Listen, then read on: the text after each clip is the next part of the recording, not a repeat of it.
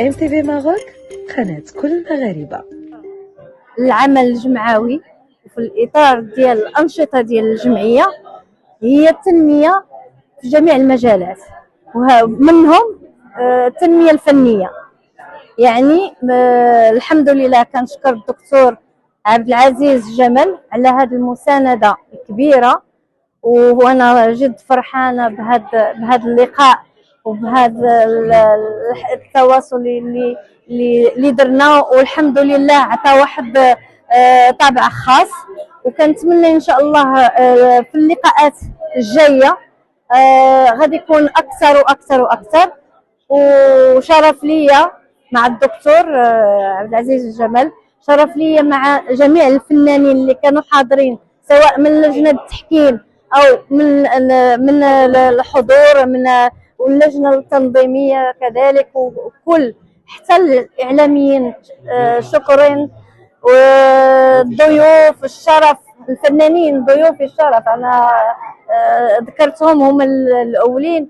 كنشكر جميع اللي ساهم في انجاح هذا العمل، وشكرا لكم كاملين، وكنبغيكم كاملين، وداك الشيء علاش ربي ما خيبناش. الحمد لله انا والدكتور الحمد لله عندنا واحد المبتغى واحد الرساله جلسنا عليها باش غادي نوصلوها، لانه عرفني شنو بغيت للشباب وللاسره، ومن ثم انا راه معرفه قديمه، معرفه ديال تقريبا ديال 20 سنه، ماشي سهله، ولكن كيشوف ان العطاء، ولكن قال لي ضروري نكون معاك باش ان شاء الله يكون هذا العطاء اللي غادي يزيد بينا ان شاء الله القدام والشباب ديالنا. وشكرا لكم بزاف الله يحفظكم. واحد الانسان قبل من فنان ومخرج وسيناري ومنتج وصديقنا واخونا ولا واحد منا الاستاذ عبد العزيز الجمل. كلكم تصفيقات حاره لهذا الرجل الطيب اللي كيخدم. السلام عليكم. تفضلوا ديال اليوم. السلام عليكم. اولا كنحييكم، كنحيي المواقع ديالكم، لي الشرف انني نكون اليوم يعني كعضو في لجنه التحكيم في هذه الجمعيه اللي نظمتها الاخت ايمان على اعطاء المواهب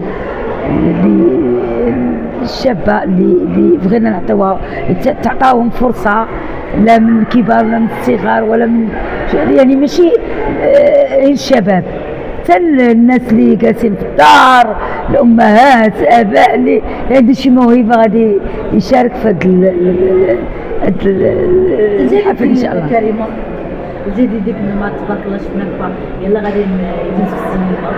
الجديد اختي الجديد كاين واحد العمل اللي شاركت فيه مع الاستاذ والمخرج رؤوف الصباحي اللي هو العنوان ديالو ليلة كحله، وان شاء الله تكون زوينه، واخا العنوان ليلة كحله بغينا تكون شي فيلم دايز الكلام ان شاء الله، وفي نخبه من الفنانين اللي تبارك الله شحال هادي ما شفناهم، ولكن دارنا القدر اننا لقينا سي رؤوف الصباحي وتلقينا مجموعين، وكان واحد الدور اللي دور ماشي نقول بطولي، ولكن كان واحد الدور اللي شرفني انني نكون في هذا العمل. وعوده بديت بدايه في السينما، لان السينما شي حاجه علينا، السينما راه هي ما نكذبش عليك. شحال هذه من صورت حديدا هذا عفوا البانديه اعمال تبارك الله ما شاء الله. ولكن ما بقيتش صورت مؤخرا. نتمنى ان شاء الله نكونوا في المستوى هذا الشيء اللي كاين.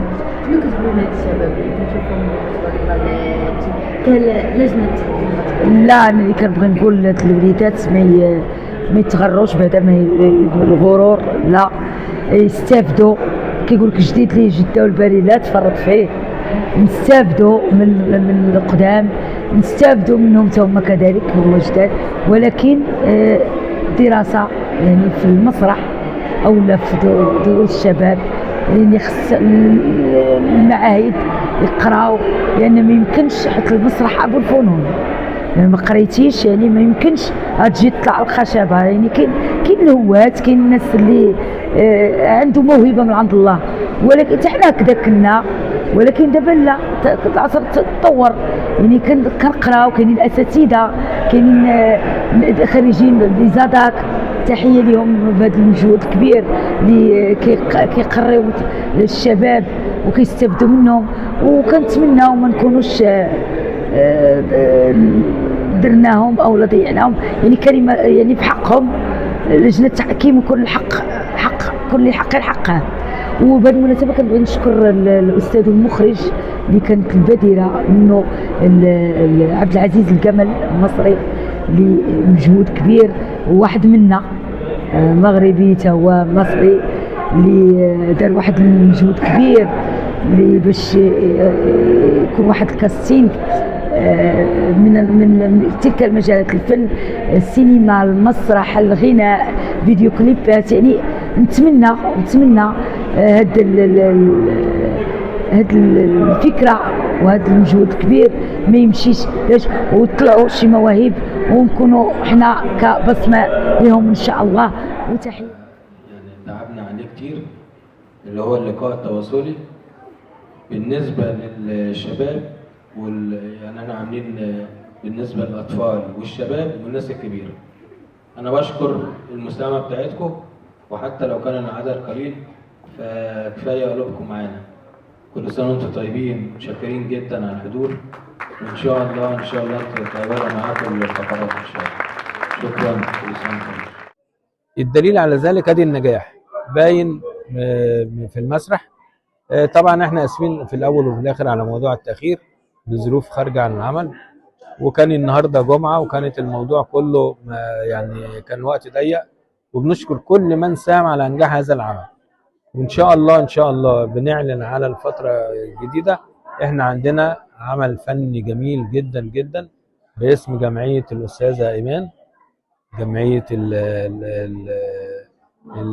ايمان الحياه الكريمه.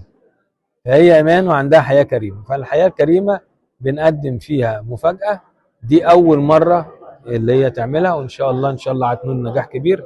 اللي هي الفتره القادمه باذن الله عندنا مهرجان سينما باذن الله في شهر 10 القادم باذن الله، وده اللي احنا بنحضر فيه من دلوقتي، وبرده تحت رعايه المسؤولين وتحت رعايه المركز السينمائي ووزاره الثقافه. ان شاء الله هيكون في مساهمه جميله. وفي ده هنعمله، يعني انا كنت عايز اعمله محلي، لكن انا بعد النجاح اللي شفته ده فاخدت قرار اللي هو هعمله دولي، ودي حاجه جميله جدا. والف شكر، كل سنه وانتم طيبين. واتمنى ان للشباب الواعد باذن الله النجاح جميعا.